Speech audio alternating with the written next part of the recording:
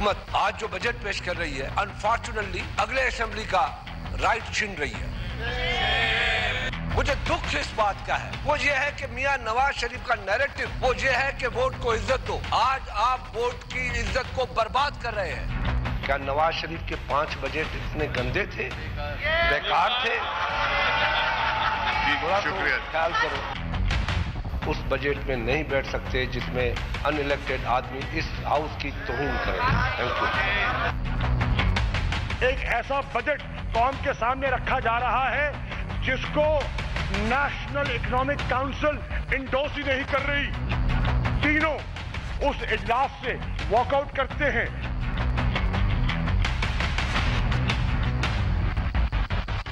अस्सलामुअलैकुम। दूसरा रुख के साथ मैं हूं सैयद समर अब्बास। अपोजिशन के शोर शराबे और एहतजाज में मुस्लिम लीग नून की हुकूमत ने अपना छठा वफाकी बजट पेश कर दिया। वोट को इज्जत दो का वो नारा जो कि मुस्लिम लीग नून का इनका इंतखाबी नारा है, आज तहरीक इंसाफ के अरकान कौमी असम्बली में ये नारा लगाते दिखाई दिए। एतराज़ ये था कि एक गैर मुंतखब शख्स यानी मिफ्ता इस्माइल से बजट क्यों पेश करवाया जा रहा है जब मुंतखब अरकान मौजूद हैं और राना अफजल जो कि मुंतखब MNA हैं उनसे बजट पेश करवाया जा सकता था जो कि वज़ीर मुमलिकत बराए ख़जाना भी हैं। और ये एतराज़ था और साथ एतराज़ ये भी था कि हुकूमत अगले साल का बजट क्यों पेश कर रही है जबकि उसकी मुद्दत ही पूरी होने को जा रही है। और बजट के मजमूई हजम की बात की जाए तो 5,932 अरब रुपये बजट का मजमूई हजम है और PSDP के लिए 1030 अरब रुपये रखे गए हैं और दिफा के लिए 1100 अरब रुपये मुख्तस किए गए हैं और सरकारी मुलाजमीन की तनख्वाहों में 10% इजाफा किया गया है और पेंशन के लिए भी 10% इजाफा किया गया और बुनियादी पेंशन जो है वो 6,000 से बढ़ाकर 10,000 रुपये कर दी गई है। ग्रोथ रेट जो है उसका टारगेट 6.2% रखा गया है और जो कि पिछले साल भी हुकूमत ने तकरीबन 5.8% ग्रोथ रेट जो है वो रहा, जिससे हुकूमत का कहना है कि वो हाईएस्ट रहा। क्या ये अचीवेबल है? और ओवरऑल हम बात करेंगे आज के शो में कि वफाकी बजट कैसा है, क्या ये अवाम दोस्त बजट है या फिर सरमायादार का बजट है। बात हो ब्रेक के बाद, ब्रेक से वापस आएंगे तो मेहमानों का तारुफ करवाएंगे, हमारे साथ रहेगा।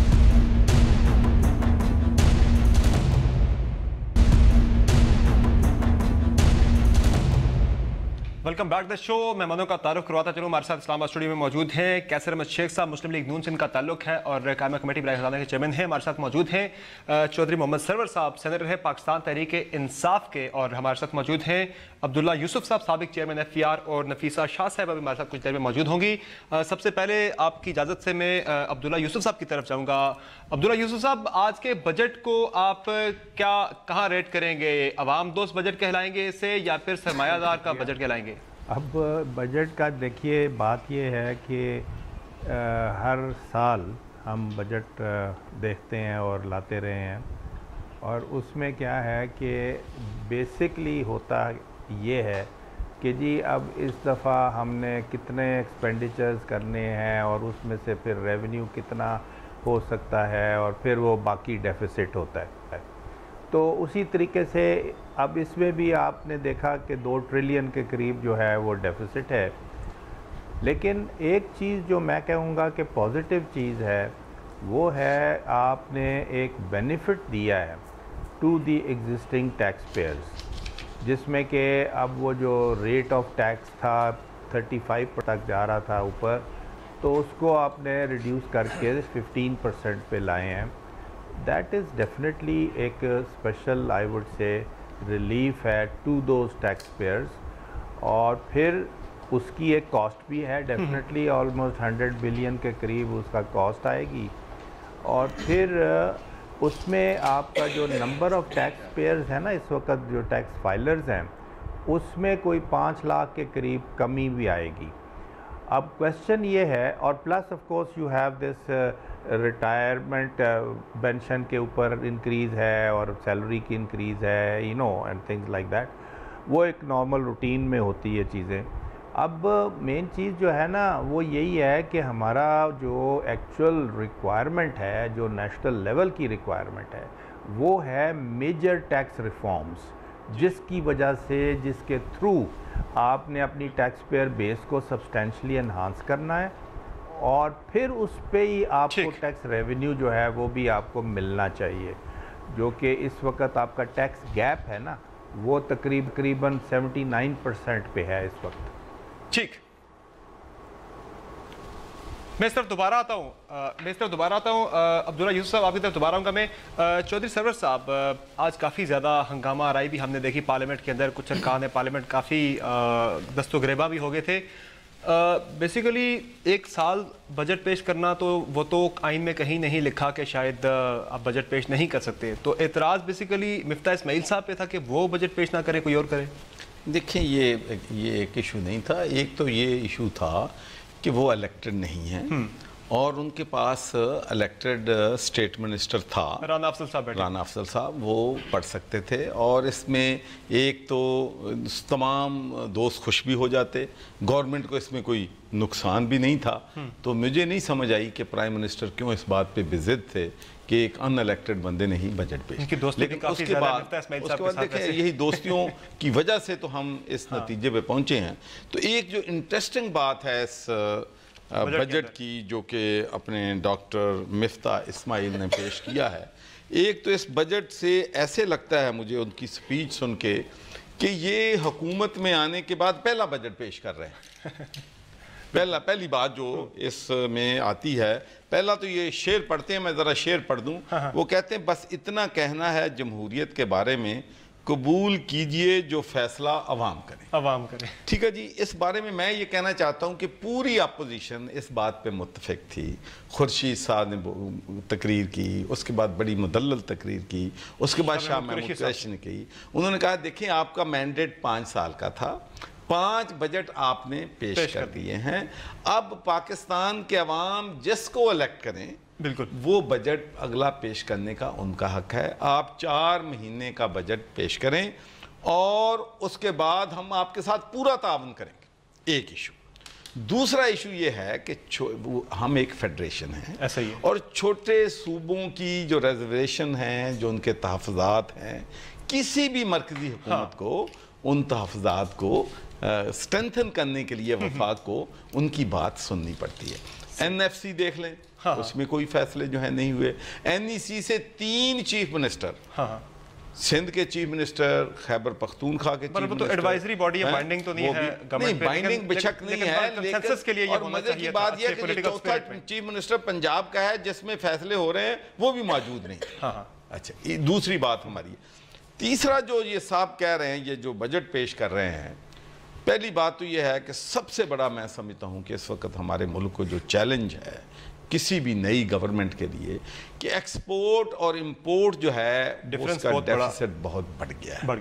और बजाय इसके कि आज ये तो वो कंपैरिजन कर रहे हैं कि पीपल्स पार्टी के दौर में ग्रोथ रेट क्या था, अब क्या है, लेकिन उन्होंने ये मुआवजा नहीं किया कि जिस वक्त माउंटेन्स ऑफ प्रॉब्लम थे, डीजल की कीमतें डबल थी, बिल्कुल गैस की कीमतें डबल थी, हाफ हैं अब। तो उस वक्त 2013 में हमारी एक्सपोर्ट $25 बिलियन थी और इंपोर्ट 43 थी। बिल्कुल। अब GSP प्लस के बावजूद, GSP प्लस से अपटमा के लोगों को पेश लें, कैसर साहब का बिजनेस कम्युनिटी से ताल्लुक है, ये बात कंफर्म करेंगे कि यूरो जोन में हमारी एक्सपोर्ट $3 बिलियन का इजाफा हुआ है।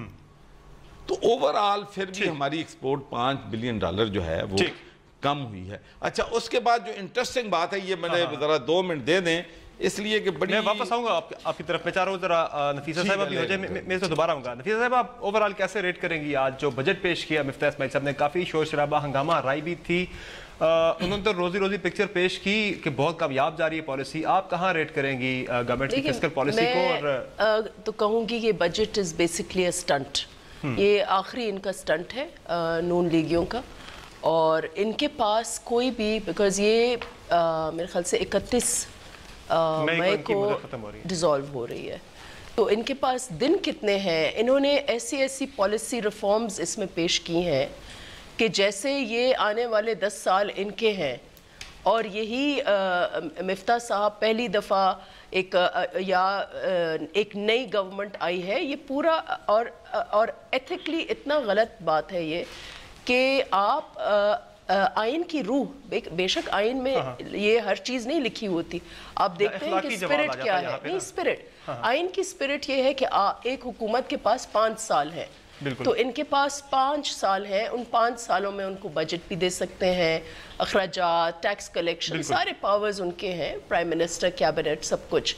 لیکن جیسے وہ ڈیزالو ہوتی ہے تو جو اگلی حکومت ہے تو انہوں نے ان کا 1 سال کاٹا، یعنی کہ اب وہ 4 سال کا بجٹ دیں گے، سپوزنگ وہ دوسرا بجٹ. لیکن وہ مفتاح صاحب کہتے ہیں 85% چیزیں تقریباً وہی ہوتی ہیں، 15% تھوڑا ڈفرنس ہوتا ہے، اور آنے والی گورنمنٹ جو ہے وہ تبدیل کر سکتی ہے چیزیں. لیکن یہ سویپنگ چینجز لے کے آئے ہیں، دیکھیں میسو ٹیکس کٹس لے کے آئے ہیں. اس کی وجہ کیا ہے؟ اس وقت it's a very popular thing, لیکن آنے والی حکومت کو کرنے دینا. ان کا 100 ڈیز کا پروگرام جو بھی آتی ہے حکومت، آنے والی حکومت کے لیے یہ بڑا کڑوا گھونٹ ہوگا، نہ پی سکیں گے نہ چھوڑ سکیں گے. اگر وہ اتنے پاپولر پروگرامز ہیں، اگر اسے چینج کرتے ہیں سارے ان کے برڈنز اور ان کا جو ملبہ ہے، جو آئی ایم ایف نے خدشات اظہار کیے ہیں، جو مائکرو اکنامک فنڈامنٹلز ادھر ادھر ہو رہے ہیں، شیک ہو رہے ہیں سارے، وہ ملبہ آنے والی حکومت کو ہوگا. اگر ان کو آسٹیرٹی کرنی ہے تو اس قسم کے ٹیکس کٹس کہاں سے وہ دے سکیں گے؟ لیکن وہ ان کا فیصلہ ہے.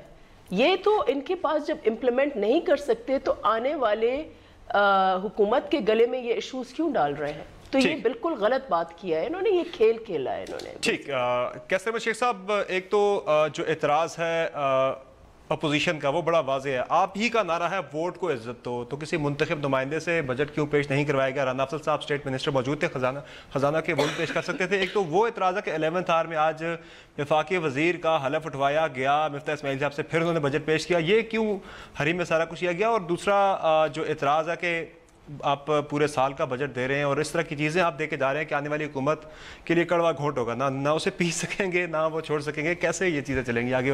میں ان دونوں پوائنٹوں پہ بھی ڈسکس کرتا ہوں. سب سے قائمہ کمیٹی نے ویسے آپ نے بڑی ٹف لائن لی تھی ان چیزوں پہ اپنی گورنمنٹ پہ ہوتے ہوئے. ہمارے ساتھ ہیں محترمہ نفیزہ شاہ ساتھ ہیں. میں سب سے پہلے تو اس بجٹ کا بینچز نے ہمارے ساتھ ووٹ کیا، اس کا سب سے پہلے تو میں جو ٹیکسیشن کا ریٹ ہے نا، اس بجٹ کی سب سے بڑی بات یہ ہے، جیسے کہ ابھی عبداللہ یوسف صاحب نے کہا کہ جو انڈیویجولز کو، جو سیلریڈ پرسنز ہیں، ان سب کو ریٹ بہت ڈراسٹکلی کم کی ہے.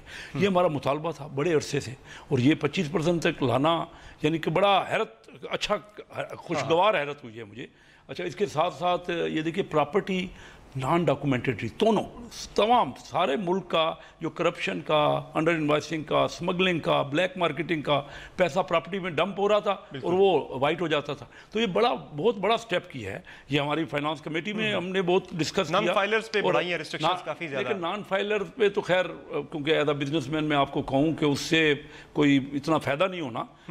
ڈاکومنٹیشن ہونی چاہیے. ڈاکومنٹیشن جو کی نا یہ پراپرٹی پہ، یہ بہت بڑا فیصلہ ہے، بہت اچھا سٹیپ ہے. اب 2 باتیں آپ کی، ہم نے خود اسٹینڈنگ کمیٹی میں اس کو ڈسکس کیا تھا کہ یہ بجٹ سال کا ہونا چاہیے، یہ 4 میں. یہ بات اس طرح نہیں ہے کہ آئینی طور پہ اجازت ہوگی، اس میں کوئی شک نہیں ہے. لیکن دیکھیں کوئی بھی پارٹی آئے اس کو یہ بجٹ پورا پالیسی ڈاکومنٹ ہوتا ہے. مفتاح صاحب کی بات ٹھیک نہیں ہے کہ 80% تو ایک ہوتے ہیں. یہ ٹیکنوکریٹک انہوں نے بجٹ دیا جس میں 80% ایک ہوتے ہیں. دیکھیے دنیا کے بجٹ بنتے ہیں اس میں بہت بڑی چینجز آتی ہیں. مثلا ہمارا جو tax to G D P, disagree کرتے ہیں مفتاح صاحب سے؟ جو میں بالکل ڈس ایگری کرتا ہوں. 4 ماہ کا ہونا چاہیے تھا. نہیں، ہم نے تو اسٹینڈنگ کمیٹی میں یہ میں نے سٹینڈ لیا ہے. میں نے یہ ہمارے ساتھ تھی. میں اس کی وجہ میں آپ کو بتاؤں نا.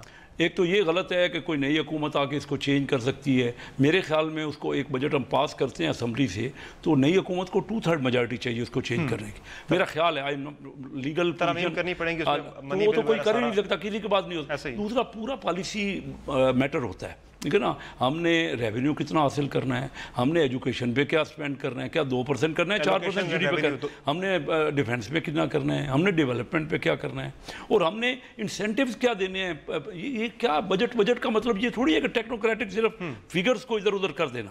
تو بہرحال میں ڈیفر کرتا ہوں 4 ماہ ہی ہونا چاہیے. میرے خیال کے نئی آنے والی کوئی ہماری حکومت آئے بڑی اچھی، ہم سمجھتے ہیں کہ ہماری حکومت آئے گی تو ہماری حکومت میں بھی تو دیکھیے نا، ضروری نہیں کہ ایم این ایس کوئی ڈفرینٹ آ سکتے ہیں اور وہ ہماری نون لیگ کو یہ کہہ سکتے ہیں. اور دوسری بات جو کہہ رہے ہیں کہ مفتاح اسماعیل صاحب، دیکھیے ہمارے پاس الیکٹڈ جو منسٹر آف اسٹیٹ افسر موجود ہیں. تو میں، اور اس سے پہلے یہ پہلی بار ہوا ہے، اس سے پہلے 5-6 ایگزامپلز ایسی ہیں کہ اگر ایڈوائزر ہوتے ہیں تو اینا روانی کھر صاحبہ نے پیش کیا، عمر ایوب نے پیش کیا، اور بھی لوگوں نے جب وہ منسٹر آف اسٹیٹ ہوتے تھے باوجود کے ایڈوائزر ہوتے تھے، تو یہ ٹریڈیشن سے ہٹ کے پہلی پارٹی میں مشورہ نہیں دیا کہ نہ کروائیں؟ ہماری پارٹی میں یا پتہ نہیں ایسا ہو، یا یہ سرور صاحب یہ بتائیں گے کہ وہاں کیا ہوتا ہے یو کے میں. ہمارے ہاں تو مشورے کا یعنی پارٹیوں میں تمام پارٹیوں کی بات کر رہا ہوں میں، ایک کی نہیں. ہمارے یہاں یہ تصور ہی نہیں ہے، چند بندے اس میں دیکھیں نا ایف بی آر مینلی یہ بجٹ بناتا ہے، کوئی انپٹ ہی نہیں ہے. مجھے ایک بریک لینی ہے مختصر، اس کے بعد میں واپس آتا ہوں. ناظرین بریک لیتے ہیں، بریک کے بعد بجٹ پر گفتگو جاری رہے گی، ہمارے ساتھ رہے گا.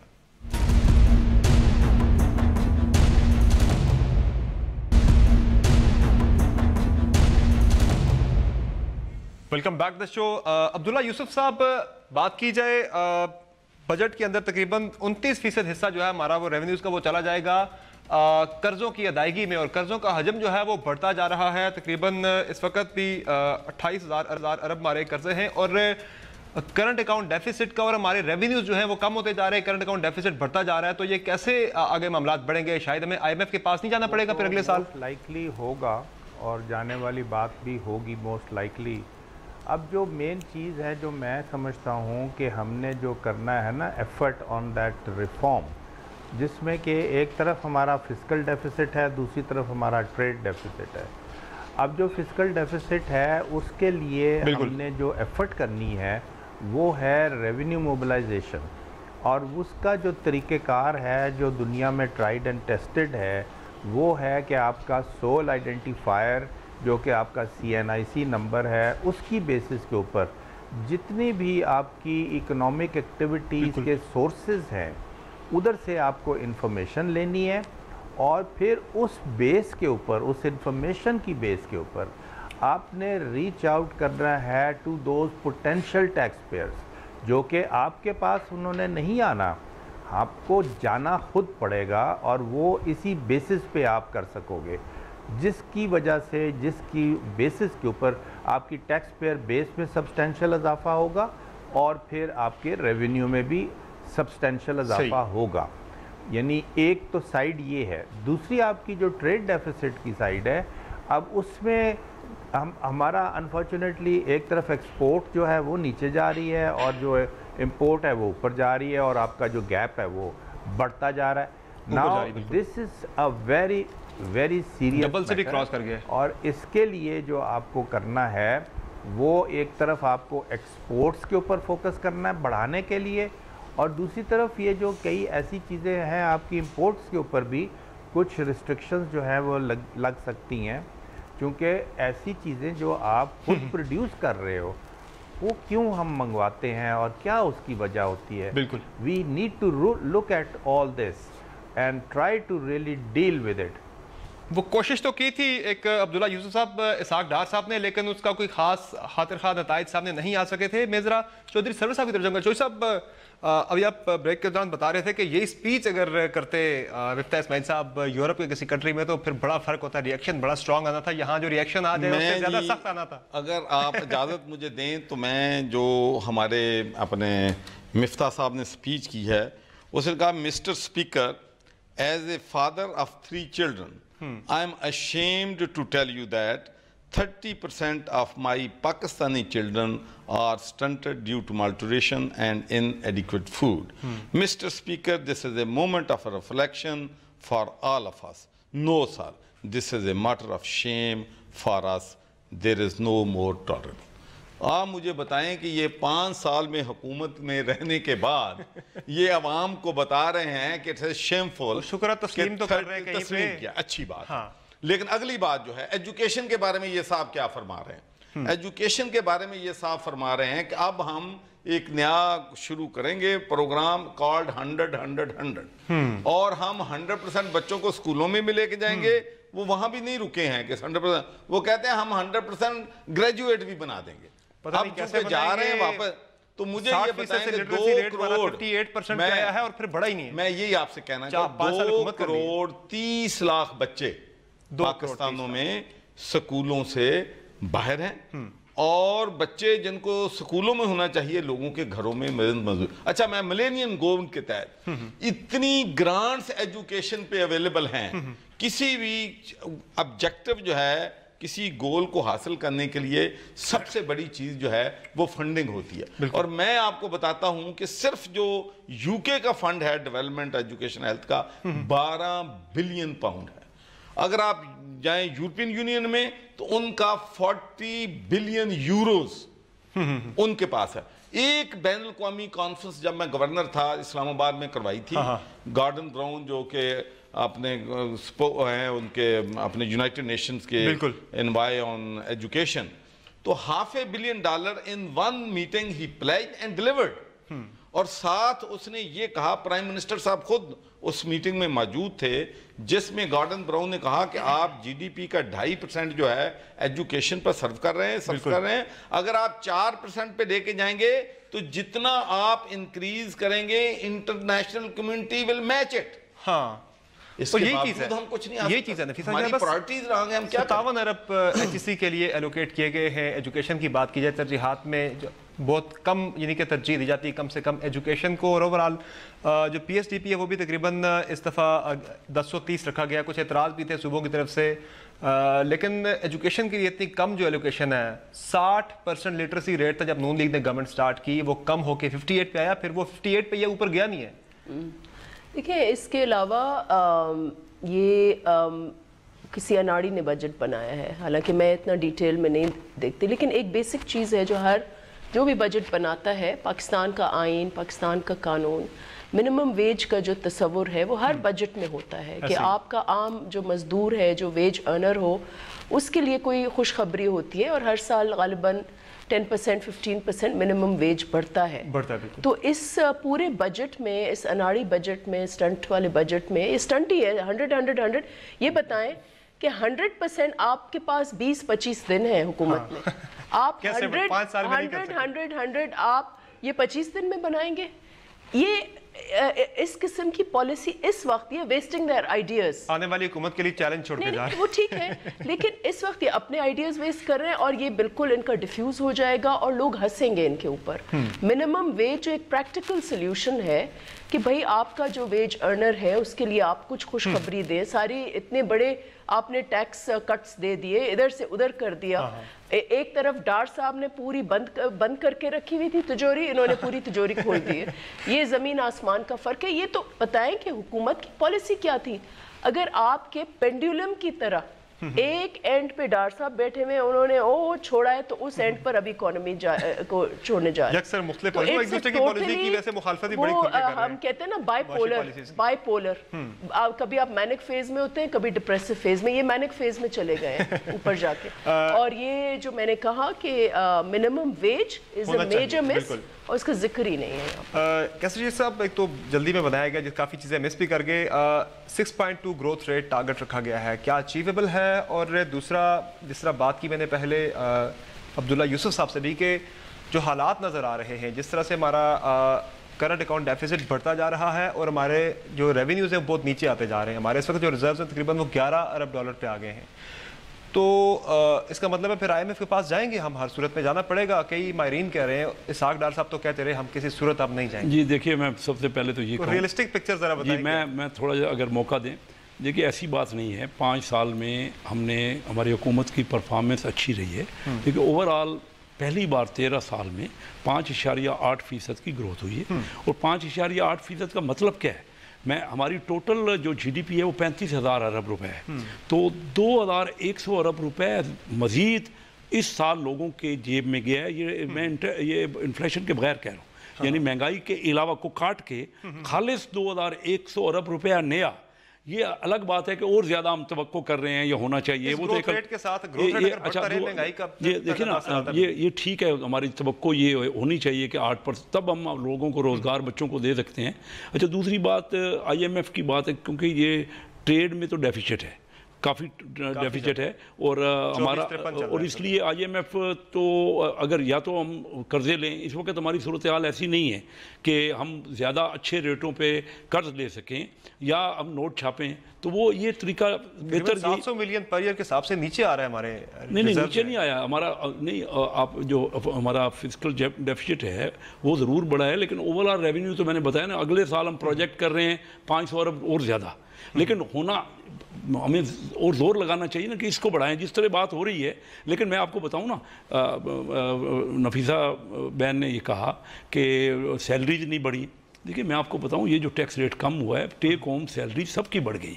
ये गलत मैं वेजेस भी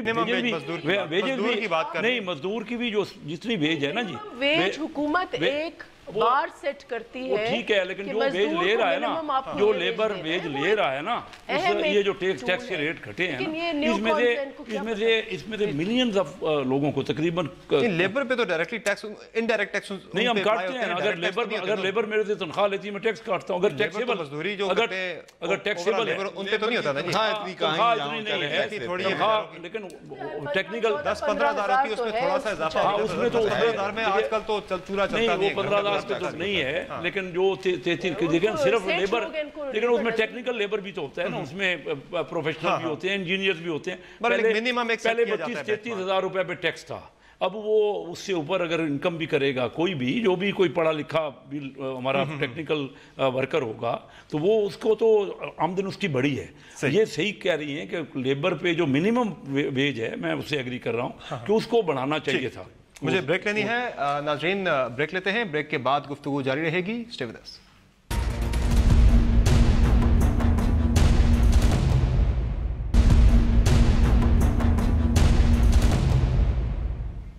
welcome back the show. Nafisa साहिबा, अब आगे हालात भी सियासी, आप देखें इलेक्शन करीब हैं, आने वाली हुकूमत पता नहीं किसकी आती है, तो तजावीज़ अब आपकी क्या है, कंक्लूड कैसे करेंगी सारी सूरत हाल को, एक मईशत की सूरत हाल को? बेहतरी की तरफ जा रही है, ख़राबी की तरफ जा रही है, या फिर काफ़ी बेहतरी की गुंजाइश है इसमें? लेकिन जो ग्रोथ ये क्लेम कर रहे हैं वो सस्टेन नहीं कर सकती जब तक आपके फंडामेंटल्स ठीक ना हो। जो आपके फाउंडेशन है वो इस वक्त शेक कर रहे हैं बहुत बुरी तरह। आपके लिक्विड रिजर्व्स जो हैं वो 4 अरब रुपए की कमी आ गई है, 13 अरब डॉलर पर खड़े हुए हैं। आपको पता है चीन के एक महीने के रिजर्व्स जो हैं वो 20-25 अरब डॉलर एक महीने के। बिल्कुल। आपके 70 साल के रिजर्व्स इस वक्त 13 अरब डॉलर। ये न्यूक्लियर कंट्री है। तो आने वाली हुकूमत तो पहले तो फंडामेंटल्स ठीक करेगी, और मुझे लग रहा है कि उनको इकोनॉमी को थोड़ा हो सकता है कि स्क्वीज करना पड़े, तो इट्स वेरी चैलेंजिंग। और इन्होंने सारा ये ढोंग एक इल्यूजन एक क्रिएट किया है। बज़ाहिर तो ये बड़े खुश हैं हमारे बिजनेस कम्युनिटी, लेकिन आगे फिर देखेंगे ना।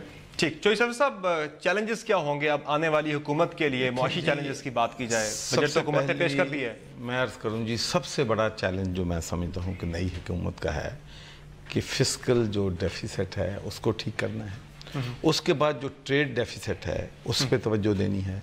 और ख़ासकर देखें जो बिजनेस कम्युनिटी होती है ना, दे क्रिएट वेल्थ, ये वेल्थ क्रिएट करते हैं, ये जॉब अपॉर्चुनिटीज लोगों को देते हैं, ये एम्प्लॉयमेंट क्रिएट करते हैं। तो बिजनेस कम्युनिटी के साथ जो डिस्कनेक्ट हुआ है इस हुकूमत का, इससे इस हुकूमत को भी नुकसान पहुंचा है और पाकिस्तान की बिजनेस कम्युनिटी को भी नुकसान पहुंचा है। हुकूमत ने ब्लाइंडेड हो गई है, किसी का मशवरा मानने। और मैं ये भी अर्ज करना चाहूँ, अगर $20 बिलियन सालाना आप अंदाजा करें कि ओवरसीज पाकिस्तानी हमें ना भेजें तो फिर इस मुल्क की क्या सूरत है? हाँ, अब्दुल्ला यूसुफ साहब, क्विकली आपकी क्या राय है आने वाली हुकूमत के लिए? मईशत को देखा जाए तो बड़ा चैलेंज अब क्या होगा? की गई है ना, बेसिकली हमारा जो ये डेट जिस तरह से क्रिएट होता जा रहा है, बढ़ता जा रहा है, और उसकी दोनों साइडें हैं, जो फिस्कल डेफिसिट, ट्रेड डेफिसिट, जो मेन वजूहात हैं, अब उनको हमने हर हालत में एड्रेस करना है और कंट्रोल करना है।